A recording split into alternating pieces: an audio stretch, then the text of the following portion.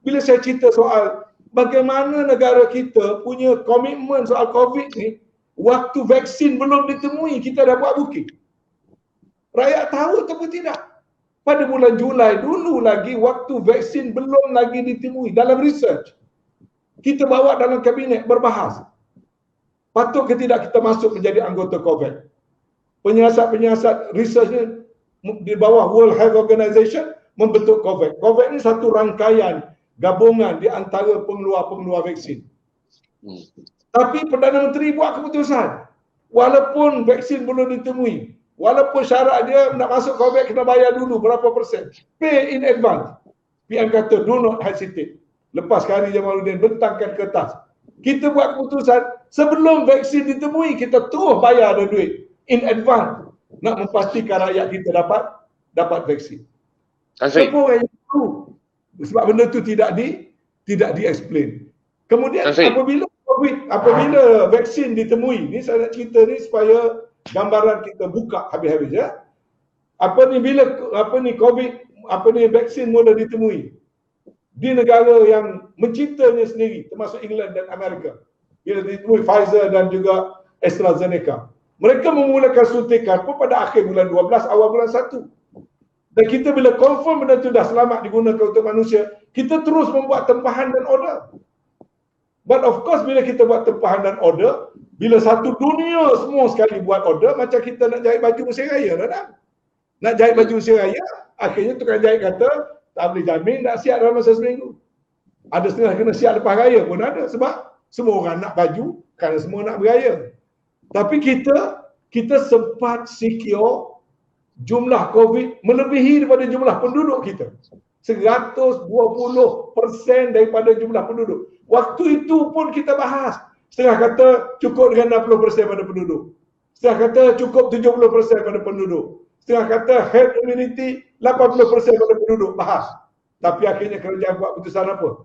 Order lebih daripada jumlah penduduk. Sebab bukan rakyat saja, pemastautin, orang asing, pekerja halal, pekerja haram, asalkan dia bermastautin di bumi Malaysia ni, dia boleh membawa jangkitan. Therefore kita suntik semua. Cuma kita dahulukan rakyat kita. Satu bab. Adakah rakyat di luar sana tahu kita ada plan yang sebegitu? Rakyat di luar sana tak tahu. Tak ada government spokesman yang memberi penjelasan. This is our problem. Tan Sri. Ya. Jadi kalau saya boleh ambil kesimpulan sekejap untuk berbual dengan Tan Sri ni. Cara Tan Sri bercerita ni, kerajaan ada semua jawapan kepada rakyat. Tapi Tan Sri, dia tak adil juga untuk rakyat. Apabila semua jawapan yang ada pada kerajaan tak sampai kepada rakyat. Satu perkara, nanti saya akan, kalau inilah kesimpulan yang Tan Sri nak bagi tahu bahawa kerajaan telah memiliki begitu banyak data dan begitu banyak fakta untuk diperjelaskan kepada rakyat. Tetapi akhirnya Tan Sri, maklumat tidak akan memberi apa-apa sekiranya dia kelihatan ada tetapi rakyat tidak mengetahuinya.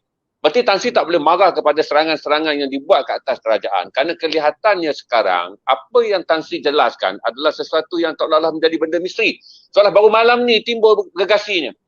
Sebab saya nak jelaskan kepada Tan Sri, kenapa membiarkan media, termasuk media yang ada, yang boleh kerajaan minta komitmen dan minta dia punya jasa baik, untuk memberi tumpuan selaras dengan kerajaan kata keutamaan adalah perangi COVID. Keutamaan adalah beri rakyat faham tentang COVID-19, ekonomi. Kenapa kerajaan membiarkan media menggelumang dengan hal politik hingga akhirnya Tan Sri, hari ini budak tadika tahu tentang politik lebih banyak daripada apa yang sepatutnya mereka tahu kerana lambatkan berita politik.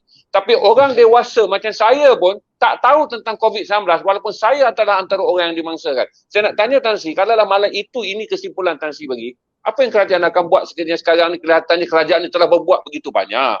Tetapi rakyat kelihatannya langsung menganggap, saya bagi 60 markah kerana berdasarkan apa yang saya nampak. Dah kira banyak Tan Sri saya membaca, tak pernah miss sebab saya wartawan. Dan saya stream COVID-19 every day. Pukul 3 petang dan 9 malam. 3 petang dan 9 malam.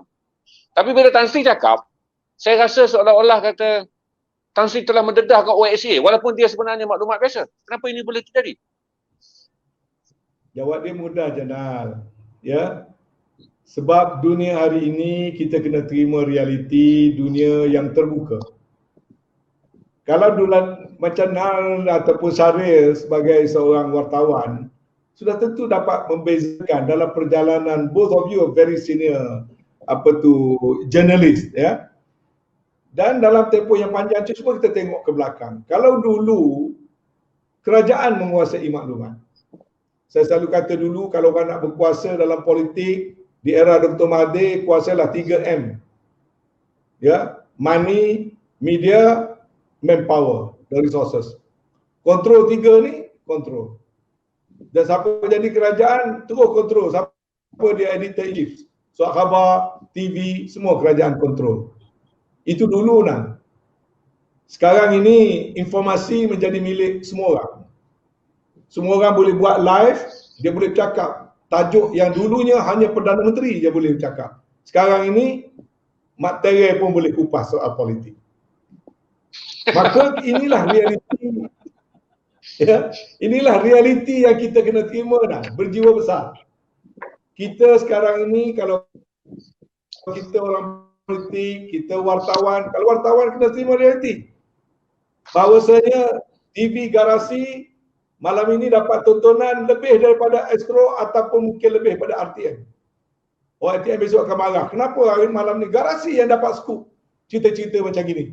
Why? Sebab dunia sekarang, Sari datang pada saya, dia kata boleh tak you cerita benda yang dalam kerajaan? Saya kata boleh. Betulan dia datang at the right time.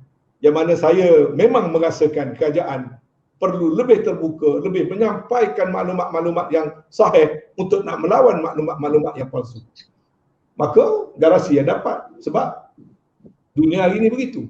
Dan kita macam yang kata tadi, apa dia nak macam marah dengan rakyat, tak boleh marah dengan rakyat. Rakyat itu adalah hak dia.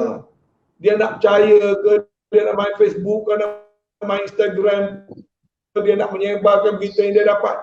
Sebab rakyat jujur, cuma sama ada dia dapat yang betul palsu itu kadang-kadang proses tapisan masing-masing. Tapi rakyat tidak salah. Maka kerajaanlah kena fikirkan kalau dah tahu situasi begitu.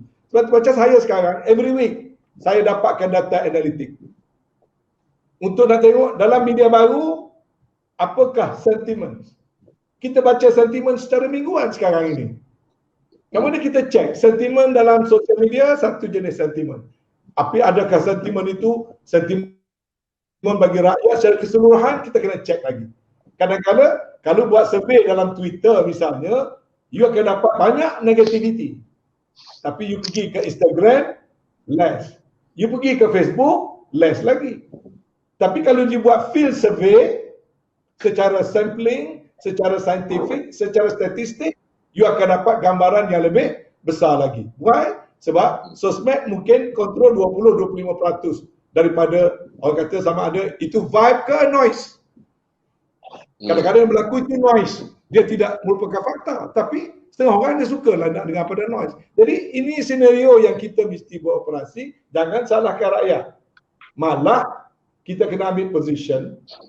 Betul ke tak betul dalam media, sosial media, dia ada guna kepada kita. Ada guna. Jangan pekakkan telinga. Jangan mula nak marah orang.